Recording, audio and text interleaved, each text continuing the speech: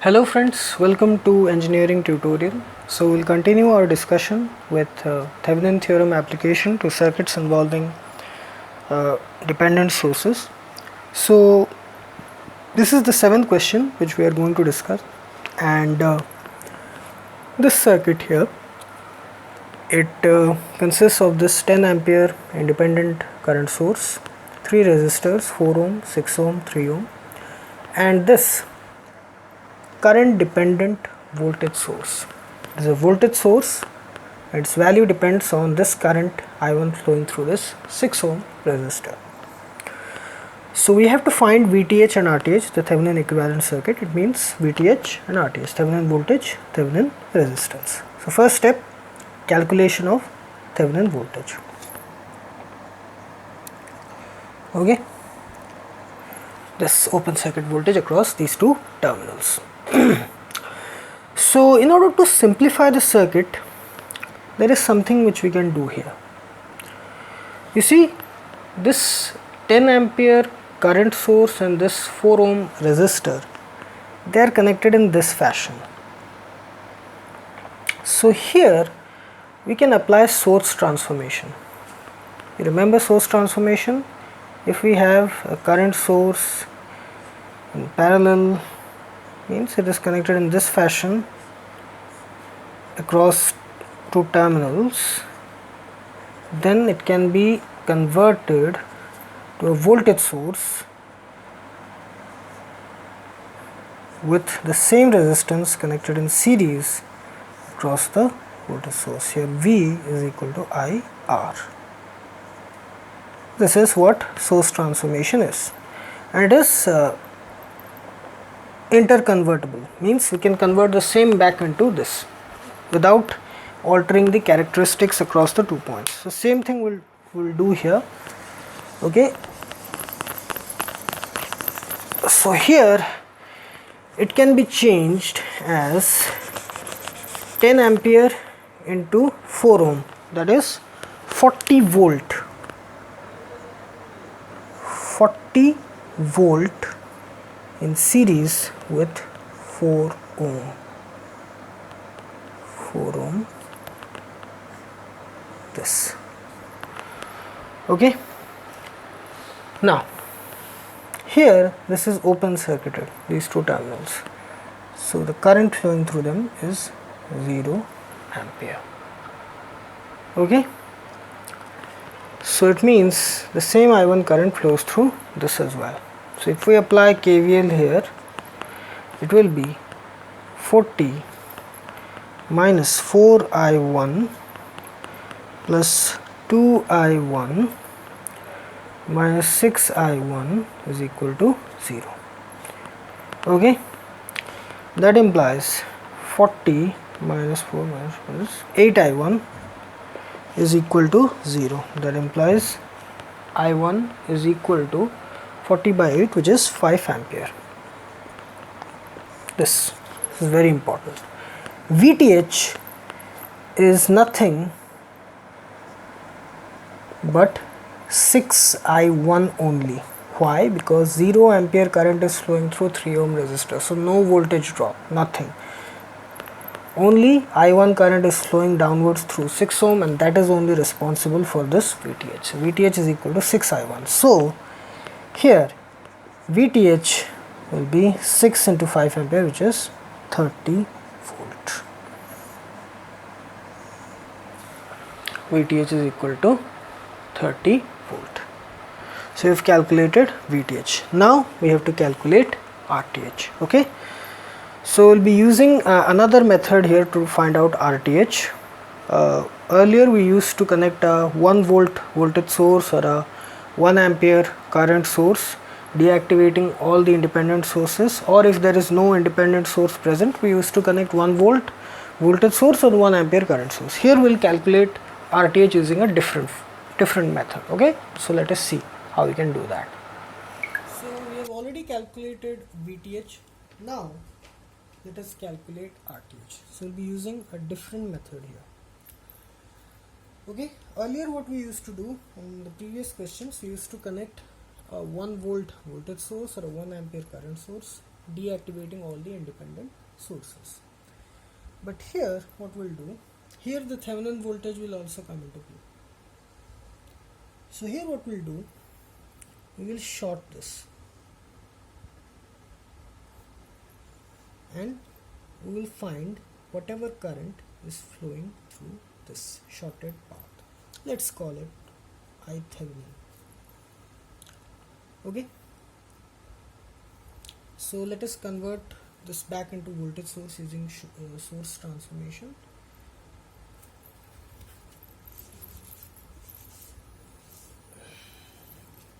That is 40 volt and 4 ohm.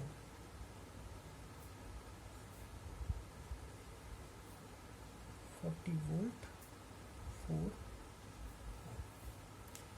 Now here I1 current is flowing, here ITH current is flowing, so it means here the current flowing is I1 plus ITH. So if we apply KVL equation here in this mesh, it will be 40 minus 4 into I1 plus ITH plus 2I1 minus 6I1 is equal to 0.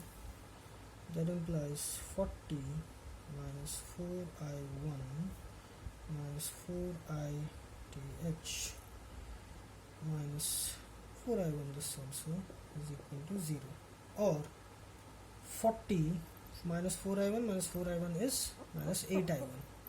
So this becomes minus 8I1 minus 4ITH is equal to 0. This is equation number 1. Now we'll apply KVL in this mesh. This will be 6I1 because current is flowing in this polarity, so that's why 6I1, and this here minus 3ITH is equal to 0. That implies ITH is equal to 2I1. This is the second equation. Okay, ITH is 2I1. So if we substitute here ITH as 2I1, the equation will become here 40 minus 8I1 minus 8I1, 4 into 2I1, which will be 8I1 is equal to 0. That implies I1 is equal to 40 by 16, isn't it? 40 by 16. 40 minus 8I1 minus 4ITH, ITH is equal to 2I1, so it is 40 minus 16I1 is equal to 0, then I1 is 40 by 16. So ITH is 2I1, ITH is 2I1, which is 2 into 40 by 16, which is 5 ampere. So ITH is 5 ampere. So we have got VTH, which was around 30 volt, I think 30 volt. VTH was 30 volt, and we have got ITH as 5 ampere. Okay, VTH is 30 volt, ITH as 5 ampere. So now RTH is simply VTH by ITH, which is 30 volt by 5 ampere, which is equal to 6 ohm. RTH is equal to 6 ohm. So this is the third method of calculating Thevenin resistance, but it is only applicable for circuits which has both independent and dependent sources. Here, because an independent source is there, so we had a non-zero value of VTH. If there would have been no independent voltage or current source, then VTH would be 0 and RTH cannot be calculated using this method. Okay, so there are three methods. Again, I am concluding it. There are three methods of calculating RTH or equivalent resistance for Thevenin equivalent circuit. First method, deactivate all the dependent sources, connect a 1 volt voltage source. Okay, deactivate all the independent sources. We connect a 1 volt voltage source across the terminals through which the Thevenin resistance is to be calculated. Okay, then find the current supplied by this 1 volt voltage source. RTH will be 1 volt by I0. This is the first method. Second method is, across the terminals through which the Thevenin resistance is to be calculated, connect a 1 ampere current source. Connect a 1 ampere current source and find the voltage across the connected current source. And V0 would be, RTH would be V0 by 1 ampere. In both these methods, all the independent sources should be deactivated. Voltage source is short circuited, current source is open circuit. Third method is, across the circuit which the Thevenin circuit has to be calculated, find VTH. We have found VTH. Then after finding VTH, you short circuit it. Find the current flowing through the circuit, the shorted path. Let's call it ITH. RTH will be VTH by ITH. Three ways in which we can do it. So whichever method you find it comfortable, go for that.